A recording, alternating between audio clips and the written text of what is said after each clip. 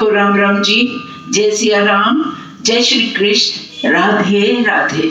आज हम भगवान शिव के दूसरे ज्योतिर्लिंग मल्लिकार्जुन ज्योतिर्लिंग का प्रसंग पढ़ेंगे। सबसे पहले शिव पुराण में बताए गए 12 ज्योतिर्लिंग का उच्चारण करेंगे, उसके बाद हम प्रसंग शुरू करेंगे। तो बोल शिव शंकर भोलेनाथ की जय।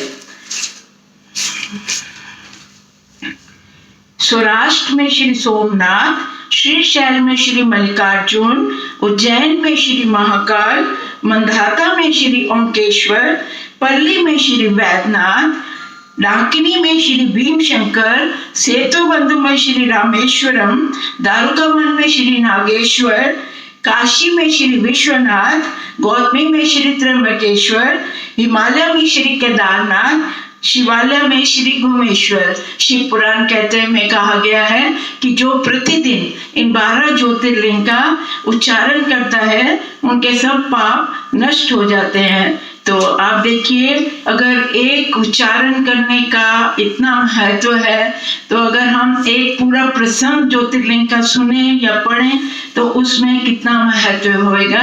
तो भगवान शंकर सब पर कृपा बनाए रखें। आज हम दूसरे ज्योतिर्लिंग का प्रसंग शुरू करते हैं। अगर आपको वीडियो पसंद आए तो प्लीज लाइक कीजिए, कमेंट कीजिए, शेयर कीजिए, खुद भी सारे घर के मोबाइल से सब्सक्राइब करो और प्लीज अपने सारे मित्रों, कांटेक्ट ग्रुप्स के जितने लोगों को आप जानते हो ज्यादा से ज्यादा शेयर करके सब्सक्राइब कराइए। धन्यवाद, आभार। दूसरा ज्योतिर्लिंग मल्लिकार्जुन ज्योतिर्लिंग। एक समय शिव और पार्वती जी दोनों एकांत में बैठकर विचार करते हैं कि हमारा दोनों पुत्र गणेश और कार्तिकेय जी शादी के विवाह के योग्य हो गए हैं। अब इन दोनों का विवाह संपन्न कर देना चाहिए। हमें तो जैसे कार्तिकेय षडानंद प्यारा है वैसे ही हमको गणेश भी प्यारा है। जैसे गणेश जी और कार्तिक जी को पता चलता है कि माँ बाप हमारी शादी के बारे में सोच रहे हैं तो दोनों में विवाद हो जाता है, पहले मेरी शादी होगी, पहले मेरी शादी होगी। तो दोनों विवाद करते हैं। तभी माता पार्वती और शिव जी कहते हैं कि हमने इसके लिए एक शर्त रखी तुम्हारे विवाह के लिए कि जो जागी दोनों आपस में जब झगड़ा करते हैं कहते हैं तो विवाद को सुलझाने के लिए उन्होंने शर्त लगी कि तुम दोनों विवाह के लिए एक सारी पृथ्वी की परिक्रमा करके जो पहले आएगा उसका विवाह पहले होगा। क्या कहते हैं कार्तिकेय और गणेश जी को कि तुम दोनों में से जो भी पूरी पृथ्वी की परिक्रमा करके सबसे पहले वापिस आएगा उसका विवाह जो है वो पहले होगा। इतना सुनने की देर थी।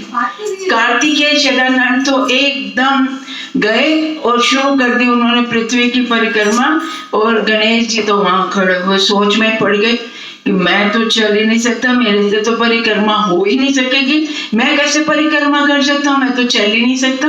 और भाई तो चला गया परिक्रमा करने। एक दिन गणेश जी ने अपने माता पिता जी से बोले, मैंने आप दोनों की पूजा के लिए 2 आसन स्थापित किए हैं। गणेश जी क्या कहते हैं शिव पार्वती जी को कि मैंने आपकी पूजा के लिए 2 आसन स्थापित किए हैं, आप दोनों उस पर विराजिए और मेरा मनोरथ पूर्ण कीजिए। माता पार्वती और शिव जी आसनों पर विराजमान हो जाते हैं। तब गणेश जी विधि पूर्वक उनकी पूजा करके उनकी 7 बार परिक्रमा करते हैं।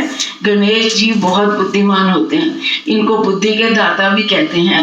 बुद्धि से हाथ जोड़कर उसके बाद 7 बार प्रदक्षिणा करके वे हाथ जोड़कर प्रेम मगन माता जी का बहुत स्तुति करके बोले। 7 बार प्रदक्षिणा करी, बड़ी प्रेम पूर्वक उनकी स्तुति करने लगे।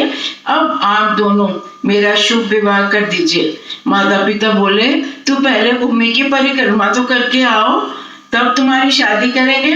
तो कार्तिकेय जैसे गया तुम भी जाओ, जो वो तो गया परिक्रमा, तुम भी जाओ और परिक्रमा करके आओ। तब गणेश जी क्या बोलते हैं, गणेश जी बोले मैंने आपकी शिव पार्वती की पूजा करके प्रदक्षिणा कर ली है और मेरी समुद्र पर्यंत, सिर्फ समुद्र की नहीं पृथ्वी की परिक्रमा भी पूरी पृथ्वी हो गई।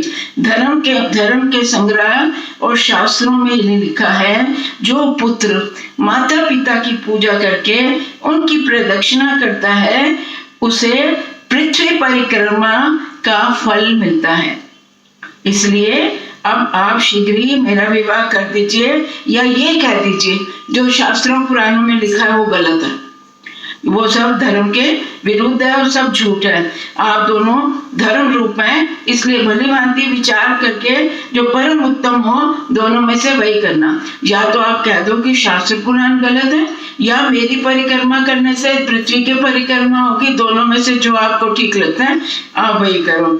शिव पार्वती गणेश जी के वचन सुनकर बहुत हैरान रह गए, विस्मित हो गए कि अद्भुत बुद्धि वाले अपने पुत्र गणेश जी की प्रशंसा करते हैं और उनकी शादी सिद्धि रिद्धि और सिद्धि से कन्याओं से कर देते हैं।